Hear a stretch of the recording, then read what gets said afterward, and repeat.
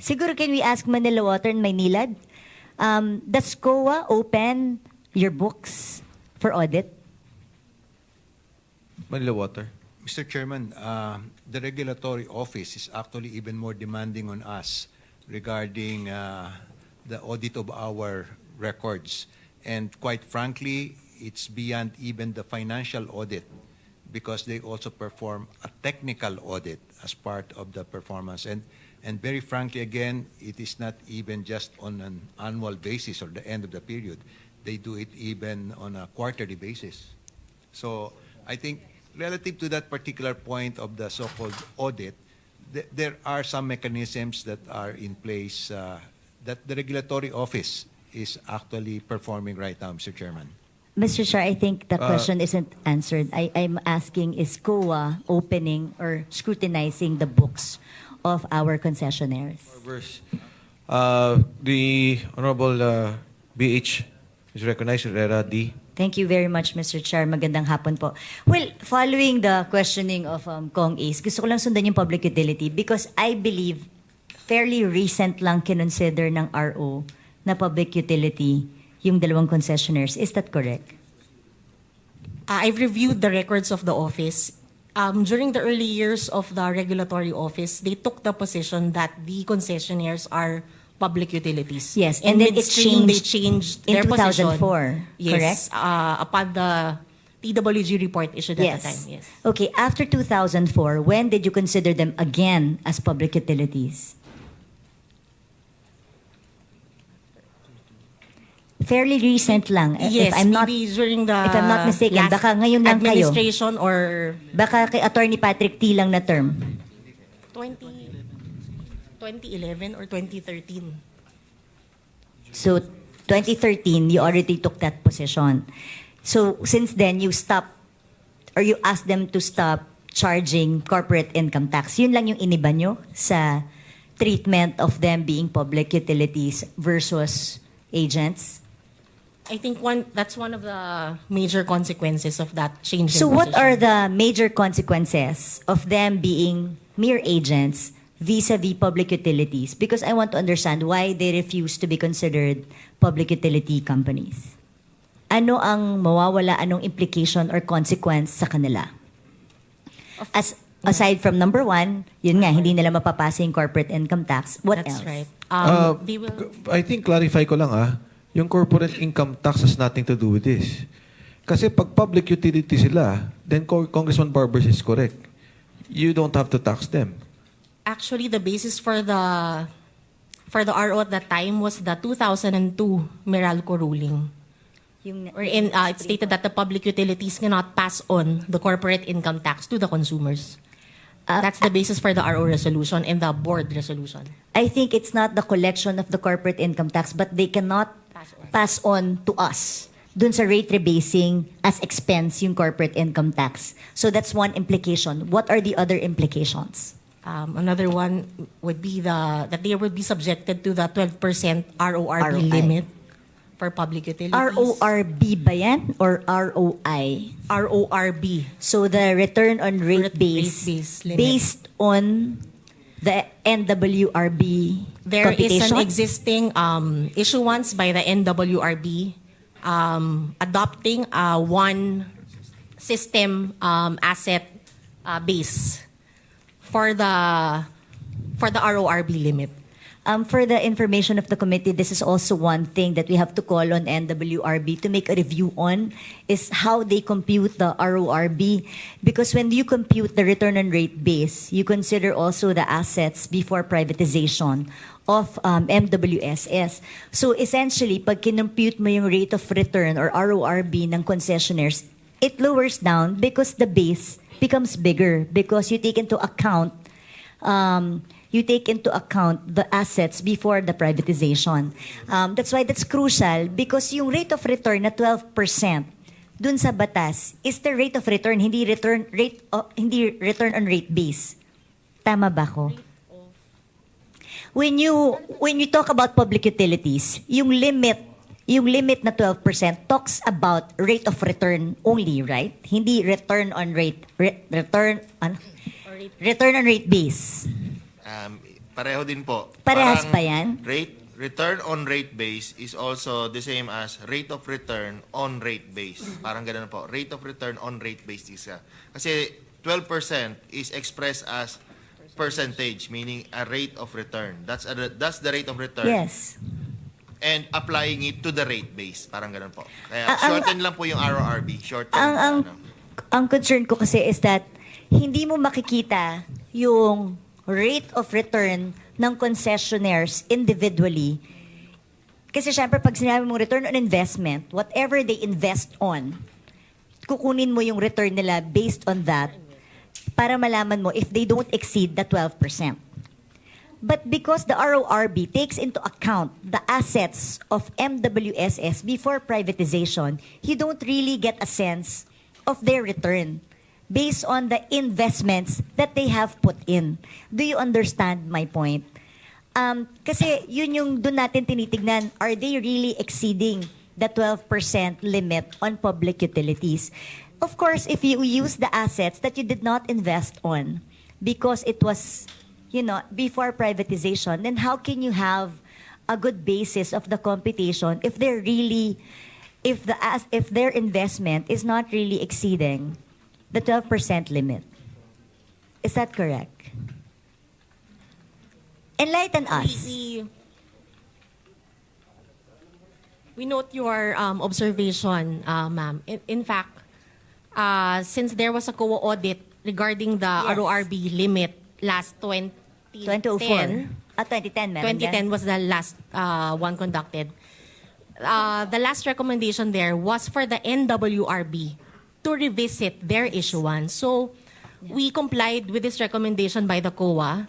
We wrote the NWRB to look into their issuance because what the RO is just doing is complying with the existing issuance by the NWRB. Mr. Chair, that's why I'm bringing this up, because this all came about because of the TWG that was invented during the 2004. That TWG changed a lot of things in the regulatory office, as in totally a lot of things. Number one, declared the concessionaires as mere agents and not public utilities. Decided that COA should not rate audit them, but an independent firm should audit them. So COA practically, yung meron kasing COA dapat na naka-assign sa kanila, nawala yon.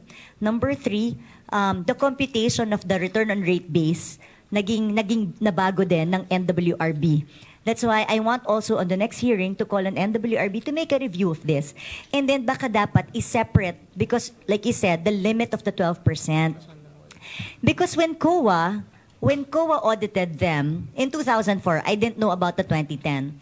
When COA audited them in 2004, nakita nila that the rate of return of Manila Water was 40%. But of Maynilad was 7%. Kasi time pa lang yun, nalulugi yung Maynilad during that time. But Manila Water was 40%. That's why gustong mag-extraordinary price adjustment ng regulatory office during that time based on the Supreme Court ruling of Meralco. Pero because of the TWG and because they were declared not public utilities, sinabi nila, hindi kami pwedeng mag-extraordinary price adjustment kasi hindi kami public utility. Mere agents lang kami, so you cannot apply the Meralco case to us. So ang naging solusyon ng MWSS, they formed a technical working group na unfortunately sila rin po ang komposisyon nito. Diba? So at the end of the day, when the report of the TWG came out, it was really at a disadvantage to the consumers, if I may say so.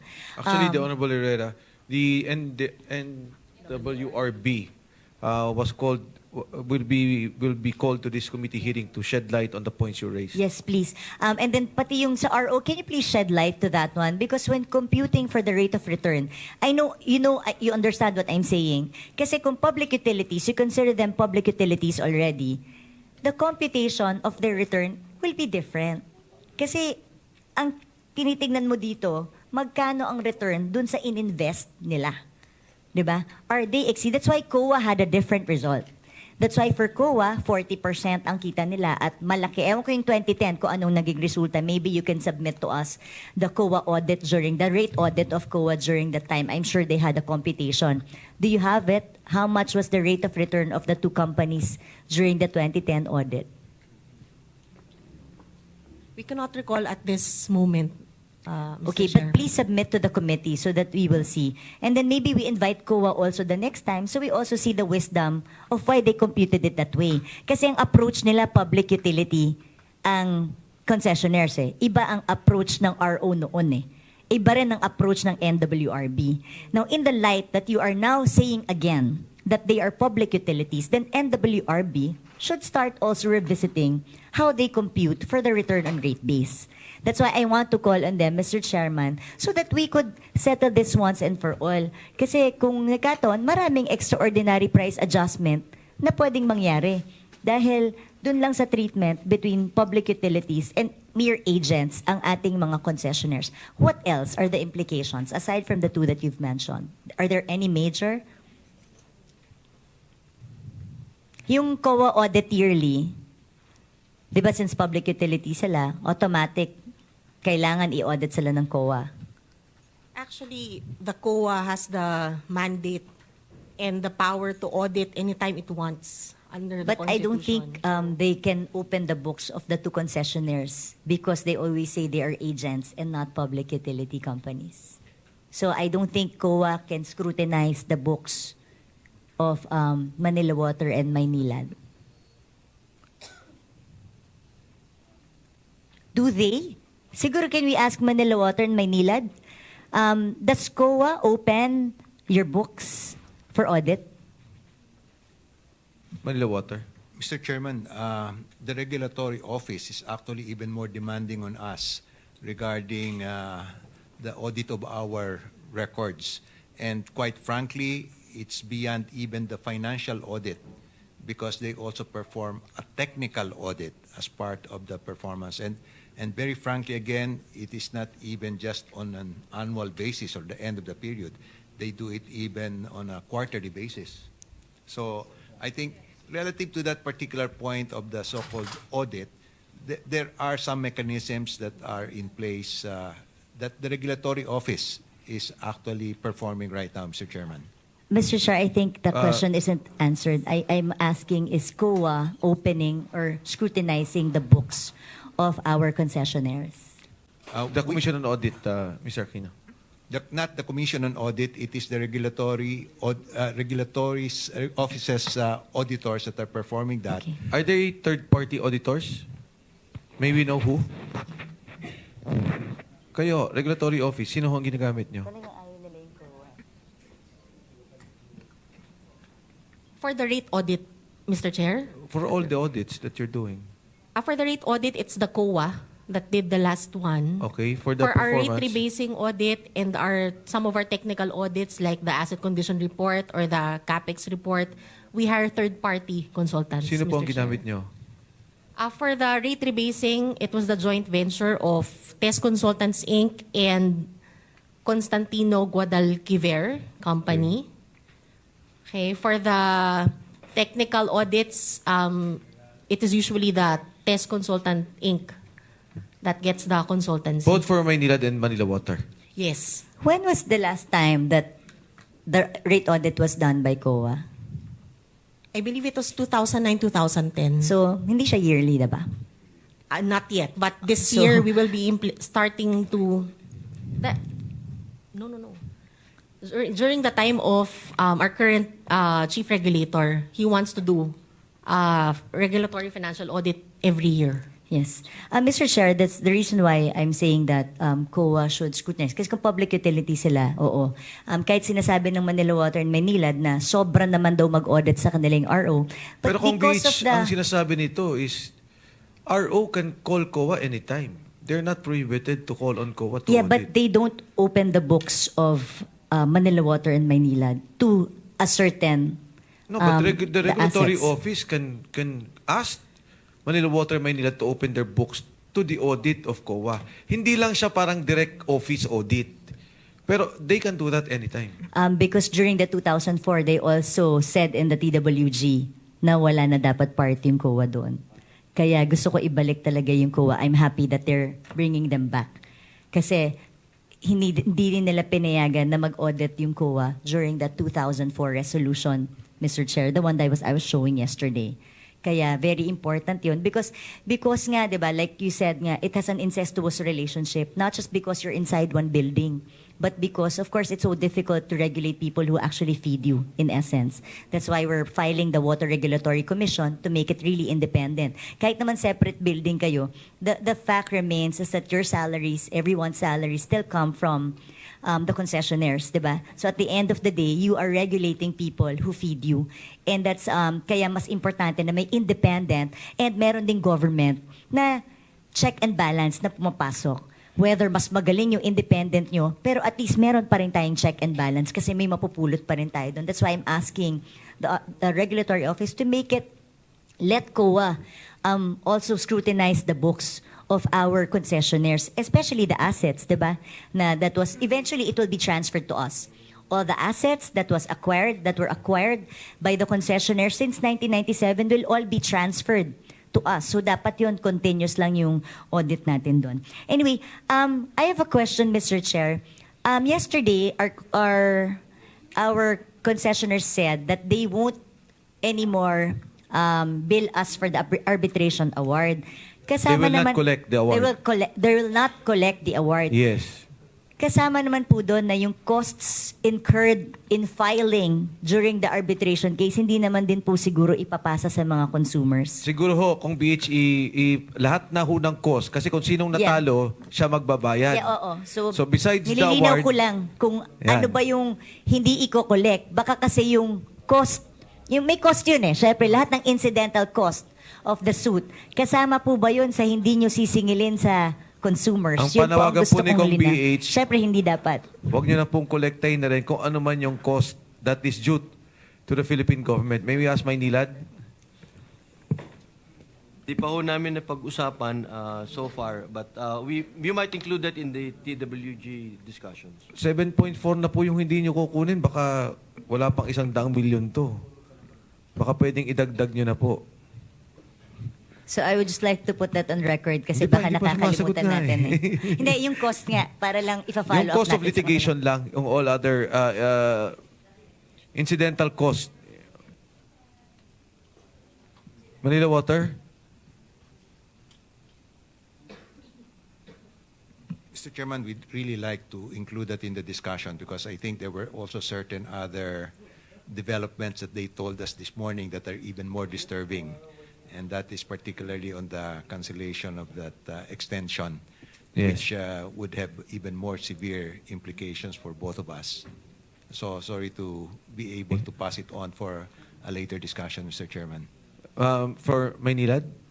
Same, sir, because nga may bagong developments na nangyari. Ang nangyari ko kasi kanina umaga, kinlarify lang namin kung na-cancel na ba yung extension of contract, yung renewal of extension. Then we were just informed, dito na lang ho, dito na rin binigay yung official letter for that cancellation. So while they still may commitment pa rin ho doon sa arbitral award not to collect, itong mga other incidentary cost at kung ano pa man, medyo humingi muna sila ng panahon. Congresswoman na BH. Yes, Mr. Chair. Well, I just want to put that on record para pag pinag-usapan, wag nating makalimutan kasi hindi rin natin alam yung costs na kasama nun. I just have a clarificatory question, Mr. Chair. Kasi alam ko, di ba, ang main role ng Maynilad and Manila Waters really distribution. Pero nagsosourcing na rin sila ng new sources of water, which is actually the mandate of MWSS. In relation to that, nagtataka ko, bakit yung agreement for the Wawa Dam was Manila Water and Rason and not MWSS and Rason? Hindi ba yan parang tripartite ba siya? Pero nasa mandate ba dun sa concession that they can also develop new water sources? Mr. Chairman, Please, MWSS. because of our long-term water source takes a long time to be operational, the Board of Trustees sees it prudent to have individual approval on the short to medium term water source for the two concessionaires, ma'am. Pero it's not in the concession agreement. Yeah, it's not in the concession agreement. That's the reason why there is a special approval on every project of water sources for Manila Water and Maynilad. Okay. Thank you, Mr. Chair. With regards to the audit of the sewerage collection, have you audited? Kasi di ba like yung kahapon sinasabi ni Congressman Atienza, di ba, tsaka ni Kong JJ Suarez, that 20% of our water bill is actually for the environmental fees, is actually for the sewerage and sanitation. Have you made an audit of all collections that's supposed to be for sewerage and sanitation? Have you separated them already?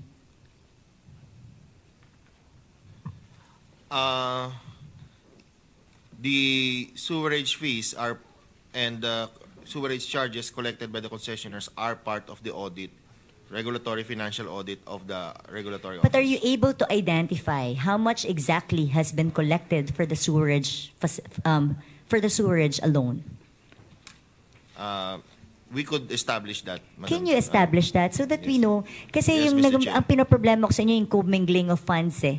Yung, can you put a stop to the commingling of funds? Na ito ang for, diba? Yung sa sewerage, hiwalay. Yung sa distribution, hiwalay. Kasi yung nangyayari, nagko-commingling, nawawala ngayon yung para sa sewerage, kaya hindi nagagamit.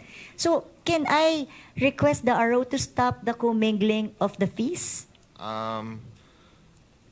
That would be a novel undertaking because under the current regime or the operations of MWS as regulatory office, we are adopting a one-basket approach wherein all revenues really are accumulated to apply to expenditures, whether water or sewerage. So no distinction.